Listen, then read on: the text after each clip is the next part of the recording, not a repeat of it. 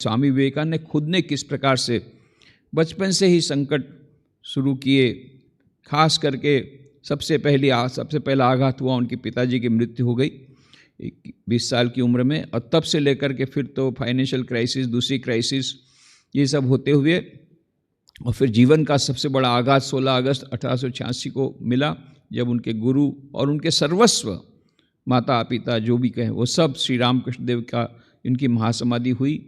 फिर उसके बाद वरानगर मठ की स्थापना हुई, उसमें भी कितनी सारी अड़चनें आई, कितनी सारी आर्थिक परिस्थिति खराब हुई, ये सब की बातें हमने देखी।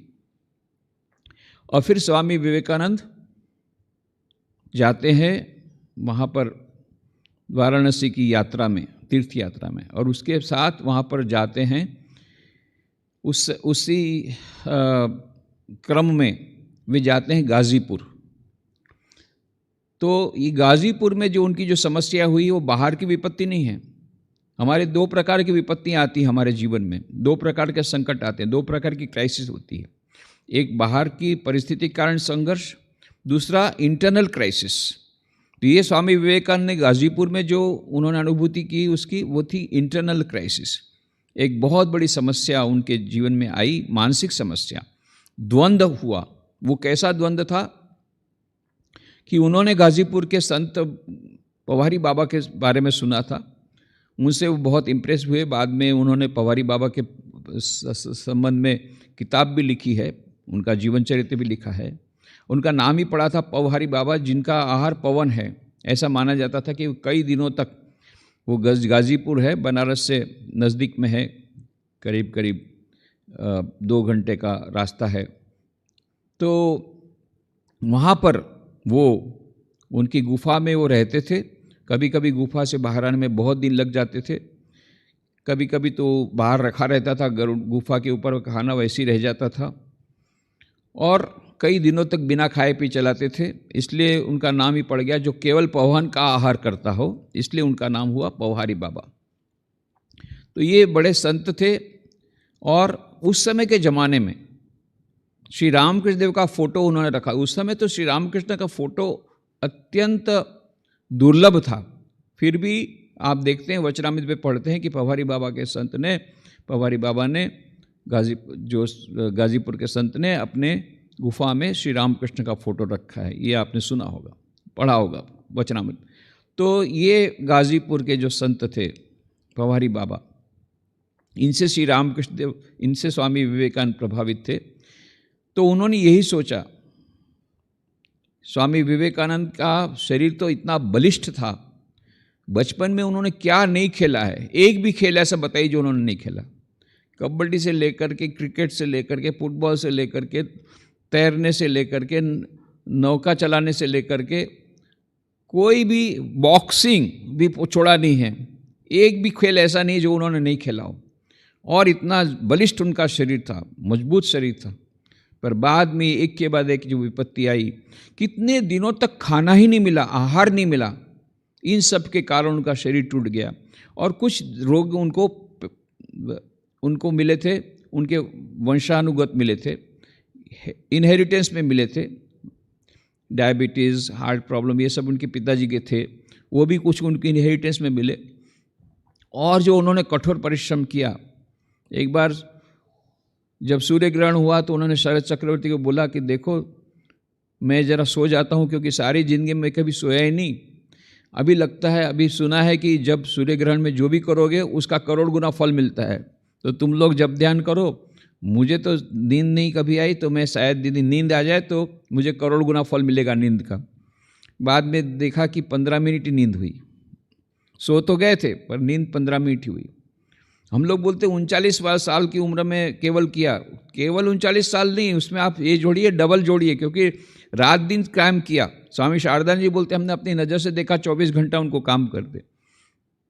तो हम लोग का कितना साल जाता है, कम से कम 25-30 साल तो हमारा सोने में चला जाता है, तो उसको जोड़ दीजिए। इस प्रकार से उन्होंने जो किया, जब उनको बताया गया, 2 दिन पहले जा रहे थे, उनका शरीर छोड़ रहा था, उन्होंने कहा था जब मेरा शरीर जाएगा 4 जुलाई के 2 दिन पहले, तो यहाँ पर क्रीमेट करना, मुझे मेरा अग्नि संस्कार करना। तब शिष्य ने कहा, अरे तो आप अभी तो 39 साल की उम्र है, इतनी कम उम्र है, अभी से क्यों जाने की बात कर रहे हैं? बोले मैंने 1500 साल का काम कर डाला। भले 39 साल, पर काम कर डाला 1500 साल का। 1500 साल लगेंगे उनके संदेश को इम्प्लीमेंट करने में, इतना सारा संदेश उन्होंने दिया है। तो जो भी होगा, स्वामी विवेकानंद ने सोचा, एक हमको सज्जन, मुझे सज्जन ने कहा कि यदि मैं उस समय होता तो स्वामी जी को मैं योगासन सिखा करके उनकी तबीयत ठीक कर देता, चंगा कर देता। तो उनको मैं बता दूं कि स्वामी जी के मन में भी ये बात आई थी कि उन्होंने कहा कि रामकृष्ण देव के पास तो मुझे सब कुछ मिल गया है, निरिकल समाधि से ऊपर तो कोई बात ही नहीं, वो उसका भी एक्सपीरियंस मिल गया है। और रामकृष्ण देव ने कहा था अभी मैंने ताला लगा दिया, चाबी मेरे पास रहेगी। तो सब कुछ तो हो गया, आध्यात्मिक रूप से चारों योग, राजयोग, भक्ति योग, ज्ञान योग, कर्मयोग, ये भी बता दिया, सब कुछ हो गया। पर इस शरीर को मजबूत बनाने की विद्या, मतलब हठ योग, ये मैंने नहीं सीखी। और श्री रामकृष्ण देव हठ योग के विरोध में थे। एक बार योगानंद जी महाराज वहाँ दक्षिणेश्वर में कोई हठ योगी आया तो उसके पास से जाते थे, बोले नहीं उधर मत जाना, सारा मन शरीर में चला जाएगा।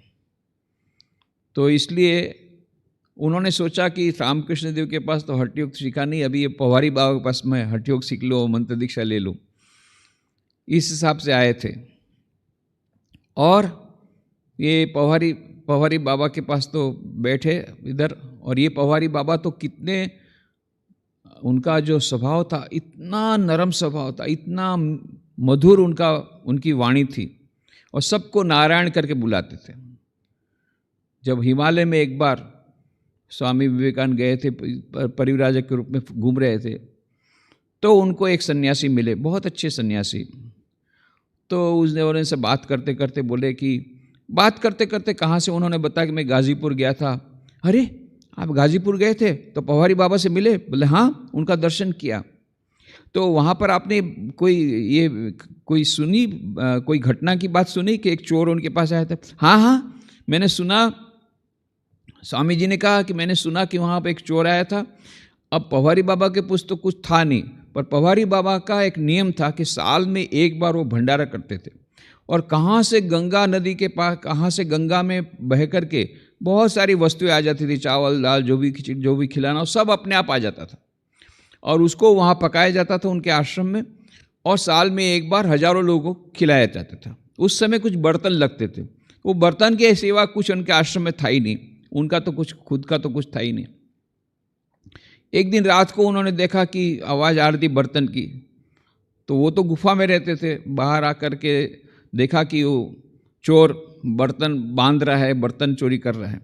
जैसे वो बाहर आए तो चोर भगा, वो बंडल जो था वो लेकर के भगा। अब इन्होंने देखा पवारी बाबा ने 2-3 बर्तन रह गए हैं, वो बर्तन लेकर के वो पीछे भगे, उनके पीछे दौड़े। ये चोर सोचा कि गया मैं काम से, ये तो मेरे को रात को इन्होंने देख लिया है, अब मुझे जो पकड़ेंगे तो पुलिस में देंगे या मार पिटाई करेंगे, तो जोर से दौड़ने लग गया। अब पवारी बाबा तो योगी, कितना आगे दौड़ेगा। पवारी बाबा ने पकड़ लिया, पकड़ करके उनको प्रणाम करके बोला, नारायण आप मेरे घर में पधारे और आपने इतना लिया, और ये तो आपको छोड़ दिया नारायण, इसको भी ले लीजिए नारायण। चोर तो रोने लग गया, ये कौन है? देवता है? मैं चोरी कर रहा हूँ, मुझे मारने के बदले, पुलिस में देने के बदले ऊपर से मुझे प्रणाम कर रहे हैं, बाकी का बर्तन दे रहे हैं।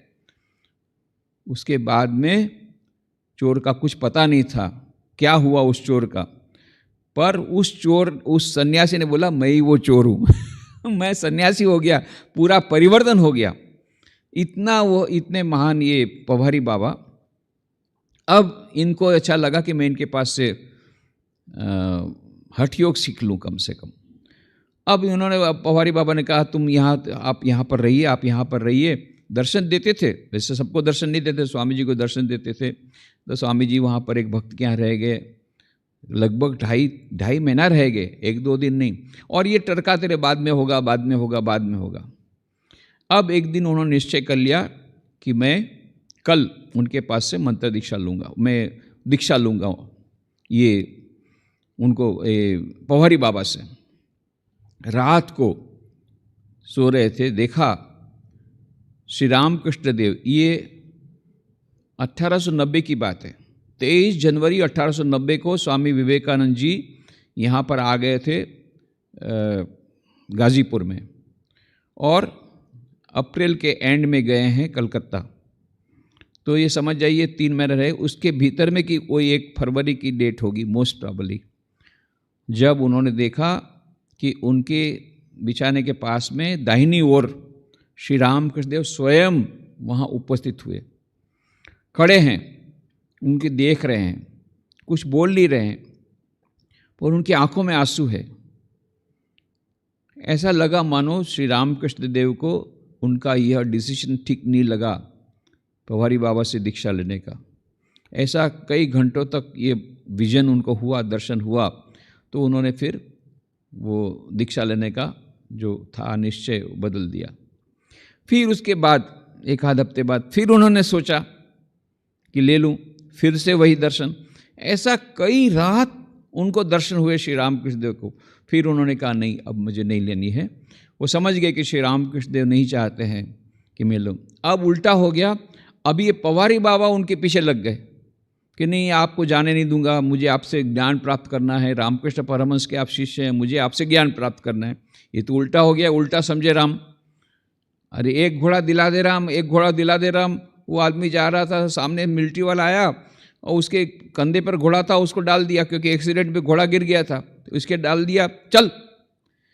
अब इसने कहा उल्टा समझे राम, उल्टा समझे राम, मैंने घोड़ा कहा था मैं घोड़े पर चढ़ूंगा, ये घोड़ा मुझ पर चढ़ गया।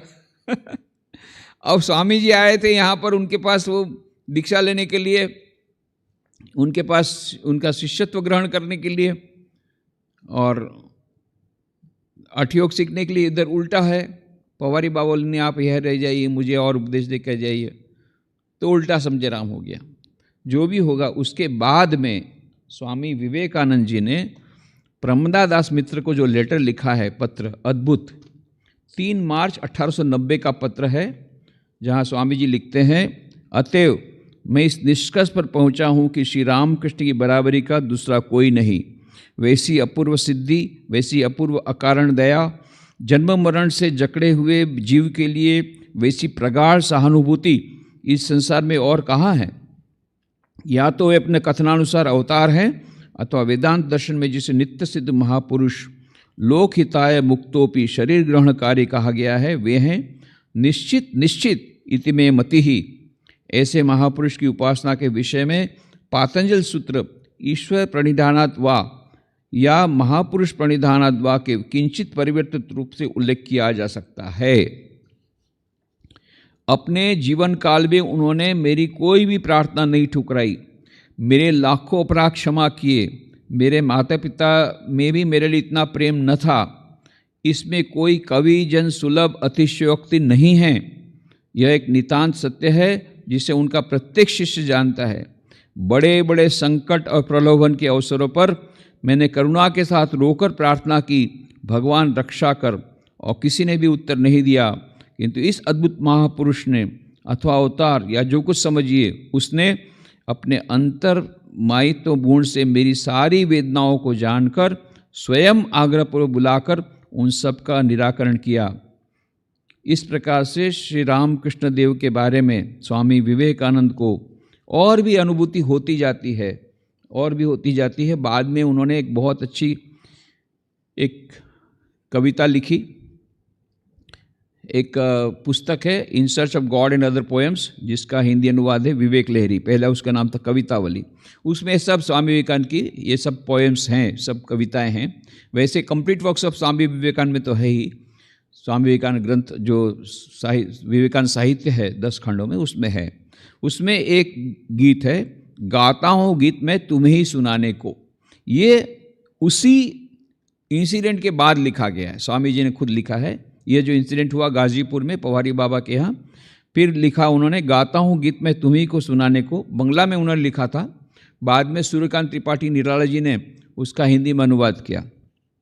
गाता हूँ गीत मैं तुम्हें ही सुनाने को, भले और बुरे की लोक निंदा यश कथा की नहीं परवाह मुझे। दास हूँ तुम दोनों का, सशक्ति चरणों में प्रणाम है तुम्हारे देव। पीछे खड़े रहते हो इसीलिए हंसते हुए मुख को मैं देखता हूँ बार बार मुड़कर। बार बार गाता मैं, खौफ नहीं खाता कभी, जन्म और मृत्यु मेरे पैरों पर लौटते हैं। बाल केली करता हूँ तुमसे मैं, और क्रोध करके देव तुमसे किनारा कर जाना कभी चाहता हूँ, किंतु निशा काल में शैया के शिरोभाग में देखता हूँ तुमको मैं खड़े चुपचाप, आंखें छलछलाई हुई, हेरते हो मेरे तुम मुख की ओर। उसी से मैं बदल जाता भाव मेरा, पैरों पड़ता हूँ पर क्षमा नहीं मांगता, तुम नहीं करते हो रोष, पुत्र हूँ तुम्हारा कहो, और कोई कैसे इस प्रगल्भता को सहन कर सकता है। ये सब पूरा बहुत बड़ा काव्य है, पर इसमें उन्होंने अपनी भावनाओं को व्यक्त किया है, जिसे पत्र में थोड़ी सी व्यक्त की, काव्य में बहुत अच्छी तरह व्यक्त किया है। तो कहने का मतलब कि श्री राम कृष्णदेव पग पग पर उनकी रक्षा करते हैं, उनकी चाहे एक्सटर्नल क्राइसिस हो या इंटरनल क्राइसिस हो, बाहर का संकट हो या मन की विदिधा हो, श्री राम कृष्णदेव स्वयं खड़े रह करके, दर्शन दे करके उनके इस प्रकार से उनकी रक्षा करते हैं, पग पग पर रक्षा करते हैं। और भी उनके जीवन में कई क्राइसिस आएगी, परिव्राजक जीवन में आएगी, शिकागो धर्म सभा के जाने के पहले जो क्राइसिस आई, फिर वहाँ पर अमेरिका में किस प्रकार से उनको जहर दिया गया था, तब कैसे रामकृष्ण देव ने उनको बचाया, ये सब बातें हम लोग कल करेंगे। आज यही समाप्त करें।